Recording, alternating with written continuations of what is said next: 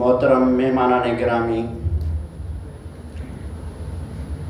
ख़ास तौर डॉक्टर अब्दुल गफ़ार सोमरो साहब, डॉक्टर अस्मा इब्राहिम साहिबा, डॉक्टर करीमुल्लाह राजहादी साहब ऐं ॿिया महिमान, अस्सलामु अलैकुम। तव्हांखे मालूम आहे त सिंध हिकु इल्मी मर्कज़ रहियो आहे ऐं सिंध में जेतिरा ज़ख़ीरा कलमी किताबनि जा आहिनि शायदि ॿिए कंहिं सूबे में हुजनि। उन ॾींहुं बहस थियो, ॻाल्हि ॿोल हली हिकिड़े माण्हूअ सां।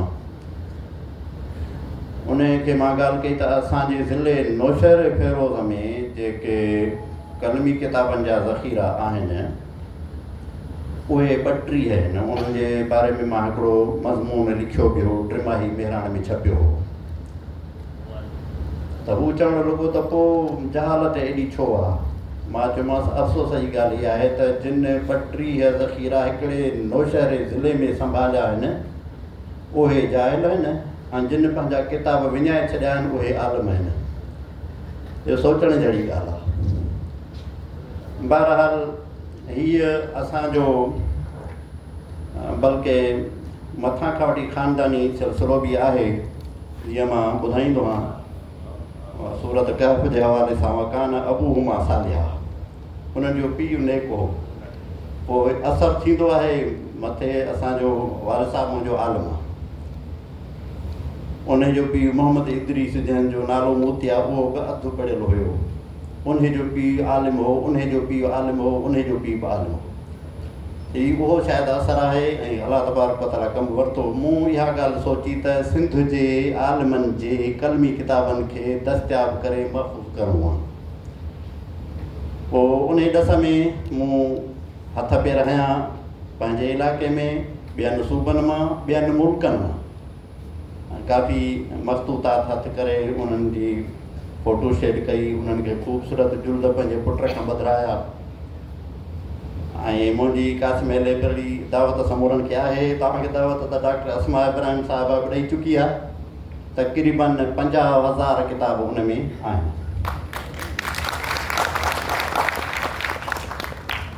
उन में कलमी किताब बि लॻभॻि 1000 जे आहिनि ऐं जिन मख़तूतात, अक्सी मख़तूतात, नादर मख़तूतात जी ॻाल्हि कयूं था जेके ॿियनि हंधनि तां मां हथु करे महफ़ूज़ कया आहिनि उहे बि 2000 खनि आहिनि, जिन मां 1000 किताबनि जी फ़हरिस्त इंशा अल्लाह ताला पंहिंजे इदारे doctor N A Baloch institute तरफ़ां जल्दी शाया थींदी।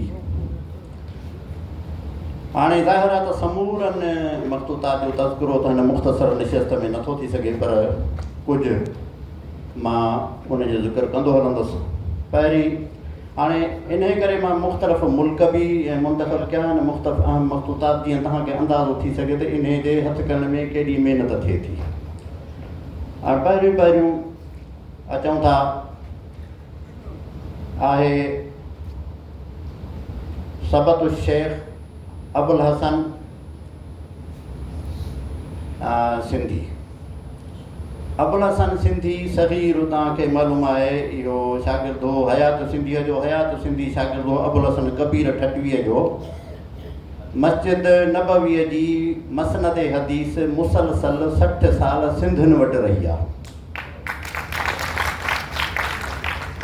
अबुल हसन कबीर उहो माण्हू हो जंहिंजे वफ़ात ते मायूं बि कोठनि ते चढ़ी करे हुननि जनाज़े जो दीदार कयो ऐं रुनियूं। उन जो शागिर्दु हयात सिंधी जेको मोहम्मद बिन अब्दुल वहाब वहाबी तहरीक जे बानीअ जो बि उस्तादु हो, उन जो शागिर्दु अबुल हसन सग़ीर ठटवी। उन जो सबत आहे, सबत छा खे चइजे, सबत या मसीखत या फ़हरस या बरामिज ऐं मुजम चइबो आहे जंहिंमें को माण्हू पंहिंजे उस्तादनि जो तज़किरो करे त मां कहिड़नि कहिड़नि उस्तादनि वटि कहिड़ा कहिड़ा किताब पढ़िया आहिनि।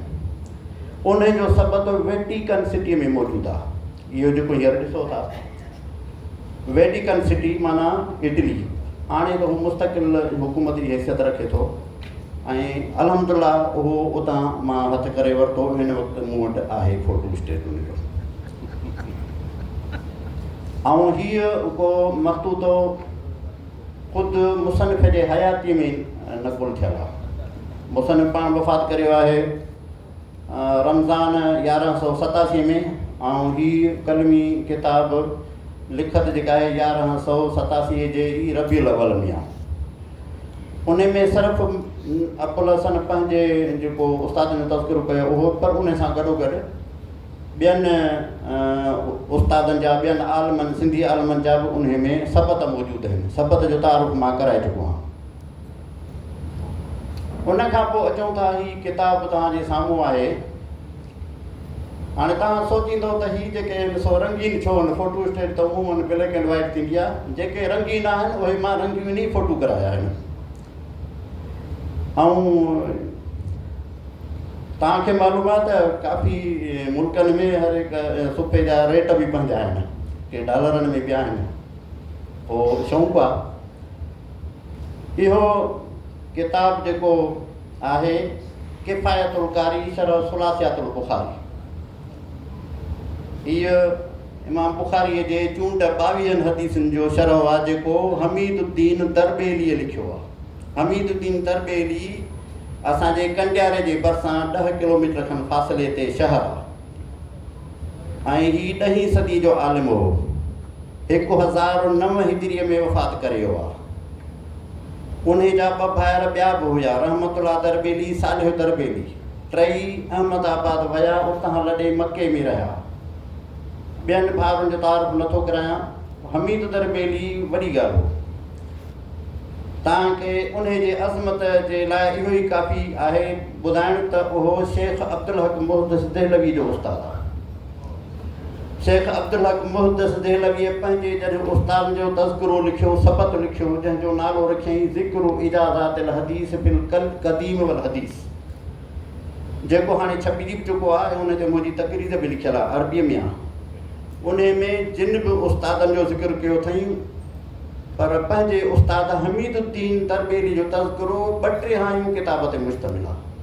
टू थर्ड एॾो हुनखे अहमियत ॾिनी अथई। उन जो ही किताब आहे। ऐं हीअ मकतबा अज़हरिया मिस्र मां मूं दस्तियाबु कयो, ऐं हाणे इहो किताब छपियो बि आहे।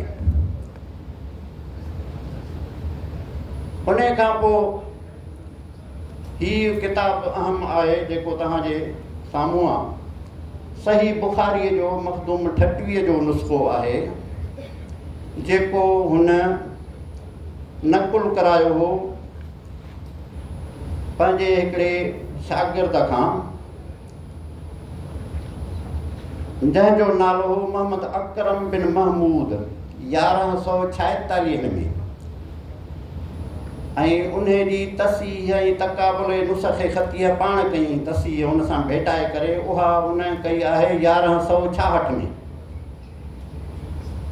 पर किताबनि सां बि ज़ुल्म थींदो आहे। जीअं इंसाननि सां ज़ुल्म हले थो, किताबनि सां बि थींदो आहे। जीअं इंसान ते ज़ुल्म थींदो आहे त हिकिड़ो उज़ो होॾे वियो होॾे, त हिन जो बि कुझु हिसा उतां सचे ॾिनूं वरिया ॻोठ निज़ टंडरे आदम में, त कुझु नेशनल म्यूज़ियम में, कुझु पीर झंडे में। बहरहाल किताब मौजूदु आहे ऐं तमामु ख़ूबसूरत आहे। इन जे मथां तव्हां ॾिसंदव त लिखियो पियो आहे त मालिक हू ख़ातिम हू मोहम्मद हाशिम उफ़िया, मिल्कियत जी मोहर लॻल आहे। मखदूम साहिब जो ज़ाती नुस्ख़ो आहे।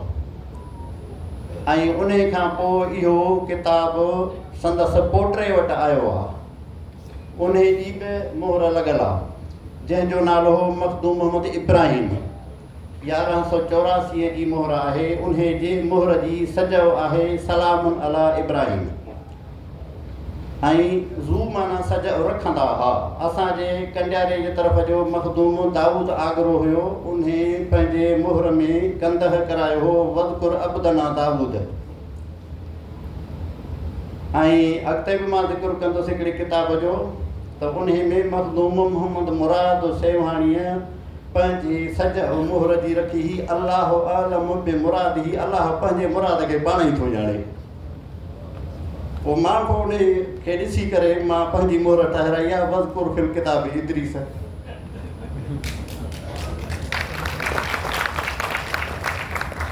हीअ हिन जा बजुल त उते मौजूदु आहिनि, टंडरे आदम जे भरिसां फ़क़ीर मंठार साईं जी लाइब्रेरी में अॼु बि आहिनि, ऐं हिकिड़ो जुल्दो हिते नेशनल म्यूज़ियम में मौजूदु आहे। बाक़ी हिकिड़ो खुटे थो, अलाह कंदो किथां न किथां उहो बि मिली वेंदो। ऐं जंहिं ख़ती नुस्ख़े यूनीनीअ बुख़ारी तां हुन नकुल करायो, उहो सॼो जो सॼो 4 जुल्दनि में उहो बि नेशनल म्यूज़ियम में मौजूदु आहे, पीर झंडे वारे सेक्शन में। निहायत अहम शइ आहे, मखदूम साहिब जा उन ते पंहिंजा तहलीकात बि आहिनि, पंहिंजा हासिया बि आहिनि, पंहिंजी ॼाण बि आहे। ऐं पाण मखदूम साहिब लिखियो आहे त हिन नुस्ख़े में कुल वरक़ 2175 आहिनि, वरक़ सुफ़ा न। उन खां पोइ अचूं था त हीउ ॿियो जेको अहम नुस्ख़ो तव्हांजे साम्हूं आहे, हीअ बि हिकिड़ी नातुर शइ आहे, क़ुर शरीफ़ जे आख़िरी पारे जो तफ़सीर आहे, पर बग़ैर नुक़्तनि वारनि अखरनि सां। हिन में को बि अखर नुक़्ते वारो इस्तेमालु थियलु नाहे। किताब तव्हांजे साम्हूं मौजूदु आहे। अल्लाहुम्मा असअलुका सवालिहल आमाल व मसालिहल आमाल मा दाम मर्रु तुहूर व कर्रुल अहवाल। इहो को बि नुक़्ते वारो अखर इस्तेमालु कोन्हे थियो। पहिरीं इहा हरकत या बरकत चइजे, उहो बि सिंधी आलम कई मुला फैज़ी। उन सवात उल इल्हाम नाले किताब लिखियो, सॼो तफ़सीर क़ुर शरीफ़ जो बिना नुक़्तनि जी। ऐं उन खां अॻु में तजुर्बे तौर ते हुन किताब लिखियो हो मवारिदुल कलिम व दुर्रुल हिकम। उहो बि कंहिं 200 साल अॻु में छपियो हो। कलिमी नुस्ख़ा उन जा खोड़ आहिनि। हीअ आहे मखदूम मोहम्मद सेविस्तानी बिन मोहम्मद आरिफ़ जो 1316 में वफ़ात करे वियो आहे। हीअ मखदूम बसरुद्दीन सेवाणी जो ॾाॾो थी।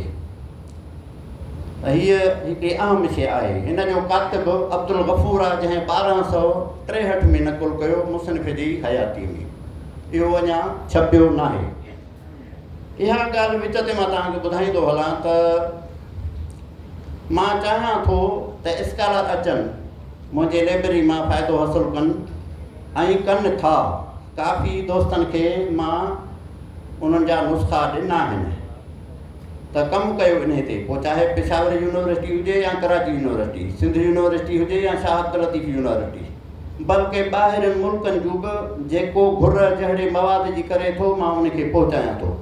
अॼुकल्ह सोशल मीडिया में काफ़ी ज़रिया आहिनि ऐं काफ़ी माण्हू इन्हनि ते कमु कनि बि पिया था, जीअं अॻिते अचे थो। उन खां पोइ किताबु आहे हिकिड़ो मखदूम मोहम्मद आबिद सिंधीअ जो किताबु आहे अल मवाहिबुल लतीफ़ा फी शरह मुस्नद इमाम अबी हनीफ़ा। हालांकि मखदूम आबिद सिंधी रहंदो हुयो मदीने में। पहिरीं यमन वियो, पोइ मदीने में रहियो। यमन जे बादशाह जे तरफ़ां मिस्र जे बादशाह ॾे सफ़ीर थी करे बि वियो। तोहफ़े में हिकिड़ो हाथी बि खणी वियो। इहो वॾो किसो आहे। उन जा अक्सर किताब मदीने में मौजूदु आहिनि। मां बि ज़ियारत कई आहे, काफ़ियुनि जा अक सभु वरिता आहिनि जेके संदसि हथ अखिरी आहिनि। पर हीअ संदसि हथ अखिरी किताब पीर झंडे में कीअं पहुतो, अलाह आलम बि मुरादी। अलाह साईं पंहिंजी मुराद खे पाण थो ॼाणे। पर हीअ मौजूदु हो। हिकु दफ़े डॉक्टर अब्दुल वाहिद आले कोटरी मरहूम फ़ोन कई पीर मुहबला शाह खे। अजीब किसो तव्हांखे ॿुधायां। चई त पीर साहिब ही मवाहिबुल लतीफ़ तव्हां वटि जेको कलीम नुस्ख़ो आहे, कि हासी आहे, कि ॾिसो वरी